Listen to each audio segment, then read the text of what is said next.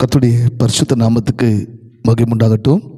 கர்த்தருக்கு பிரியமானவர்களே, மீண்டும் இந்த டெய்லி டிவன்ஸ் ஒளித்து மூலியமாக உங்களை சந்திக்க ஆண்டவர் கொடுத்த இந்த கிருபைக்காக நான் கர்த்தரை சோத்திருக்கிறேன்.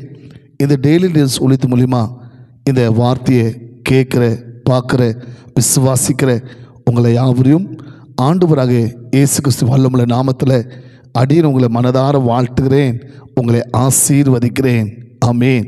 சரி பிரியமாகலே, இந்த டெய்லிஸ் ஒளித்து மூலிமா கர்த்தர் நம்ம வாழ்க்கையில் நாள்தோறும் விடுதலைகளை, அற்புதங்களை, சமாதானத்தை, ரட்சிப்பை, ஆசீர்வாதத்தை, பாதுகாப்பை நமக்கு உண்டு பண்ணி கொண்டிருக்கிறார். அவருடைய நாமத்துக்கு மகிமை உண்டாகட்டும். இந்த நாளில் கூட வேதத்திலிருந்து உங்கள் விடுதலைக்காக ஜெபிக்கிறது முன்பாக கர்த்தருடைய வார்த்தை நம்ம பார்த்து உங்கள் விடுதலைக்காக நான் ஜெபிக்க கர்த்தருக்குள்ள விரும்புகிறேன். பிரியமானவர்களே, ஏசாயா 55 அதிகாரம் 3 வார்த்தை, ஏசாயா 55:3. அங்கே தேவன் வாசிக்கிறது, தாவீதுக்கு அருளின அந்த நிச்சயமான கிருபையை உங்களோட நித்திய உடன்படிக்கையாக ஏற்படுத்துவேன். ஆமேன்.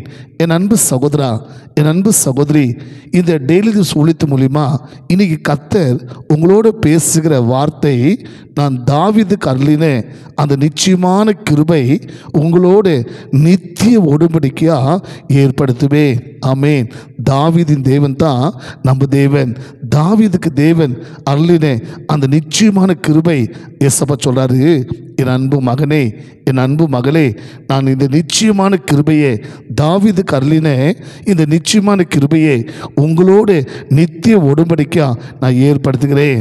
இந்த நிச்சயமான கிருபை இந்த தாவீது வாழ்க்கையில் கர்த்தர் என்ன செய்தார், எப்படி அந்த கிருபை அந்த தாவீதை ஆசை பார்க்கும்போது, இந்த நிச்சயமான கிருபையை நம்ம சாதாரணம் எண்ணக்கூடாதுங்க. தேவனுடைய கிருபை மகா பெரியது, மகா வல்லமுள்ளது. இந்த தாவீது வாழ்க்கையில் இந்த தேவனுடைய நிச்சயமான கிருபை ஒரு ஆடு மேய்க்கிற மனுஷனை, ஒரு சாதாரண மனுஷனை அந்த நிச்சயமான கிருபை ராஜாவாக உயர்த்தினது. அதில் அன்பு சகோதரா, அன்பு சகோதரி, இந்த வார்த்தையை கேட்டுக்கொண்டு நீங்கள் ஒருவேளை உங்கள் வாழ்க்கையில் கூட நீங்கள் தாழ்வில் இருக்கலாம், நீங்கள் அநேக காரியத்தில் குறைப்பட்டிருக்கலாம், அநேக காரியத்தில் நீங்கள் ஆசீர்வாதம் இல்லாமல் வாழ்ந்து கொண்டிருக்கலாம். அநேகர் என்ன பரியாசப்படுறாங்க, என் வேலையை பார்த்து, என் பிஸ்னஸை பார்த்து, என் குடும்பத்தை பார்த்து, என் சூழ்நிலை பார்த்து, என் காரியங்களை பார்த்து அநேகர் எங்களை பரியாசம் பண்ணுறாங்க, எங்களை கேலி பண்ணுறாங்க, எங்களை ஒரு மாதிரி கேவலமாக பார்க்குறாங்க.